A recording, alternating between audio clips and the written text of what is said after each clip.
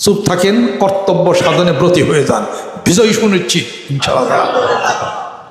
কেমনে প্রমাণ দেই আমি?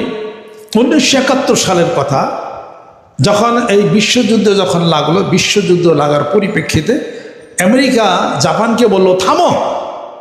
জাপান বলে না, আরে থামো না।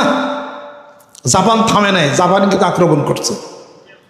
শেষ পর্যন্ত আমেরিকা কি করলো শোনেন, হিরোশিমাতে একটা অ্যাটম বোম ফেললো, আর নাগাসাকিতে আর একটা অ্যাটম বোম ফেললো, দুইটা ফেলছে।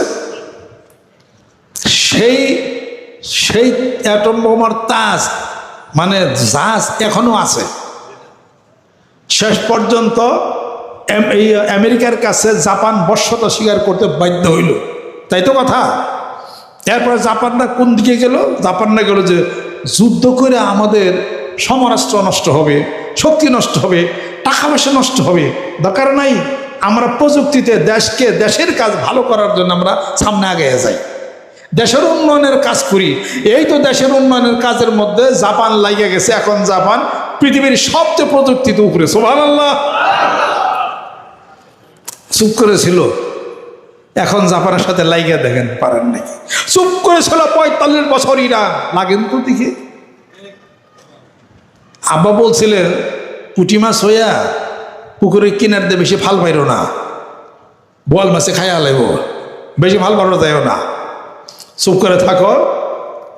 বন্যা হবে, পুকুরের পানি ভাসিয়া যাবে, শৈল মাছ বোয়াল মাছ চলে যাবে, আর তুমি ছোট পুঁটি মাছ অগল অগল তুমিও বেরিয়েছি। এরকম বাইরে গেছে চীন আর হলো জাপান, সুবহানাল্লাহ।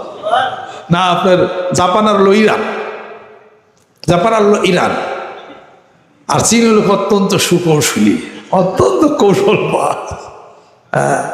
পাওয়ার দেখাবার যাবে না, বেশি বেশি পাওয়ার দেখাতে যাবে না।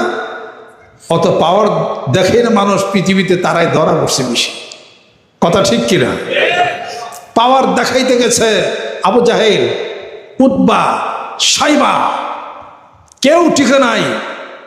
মুসলমানদের প্রচন্ড গতির তরবারির সামনে সব ক্ষতবিক্ষত হয়ে গেছে। আল্লাহ নবী সাল্লাল্লাহু আলাইহি ওয়াসাল্লাম পাওয়ার দেখান নাই। আল্লাহ নবী সাল্লাল্লাহু আলাইহি ওয়াসাল্লাম অত্যাচারিত হয়েছেন, তায়েফবাসীরা তাকে রক্ত রঞ্জিত করে দিয়েছেন। আল্লাহ নবী সাল্লাল্লাহু আলাইহি ওয়াসাল্লাম বদ্ধও করেন নাই, পাওয়ার দেখান নাই, হেদায়েতের কথা বলছেন, অত্যাচারিত হয়েছেন। মক্কাতুল মুকাররমা থেকে মদিনাতুল মুনাওয়ারাতে হিজরত করে চলে গেলেন। এবার রাষ্ট্র গঠন হলো, শক্তি বৃদ্ধি হলো, গোটা বিশ্ব পৃথিবীর মুসলমানদের রাজত্ব হচ্ছে। জোরে বলেন সুবহানাল্লাহ।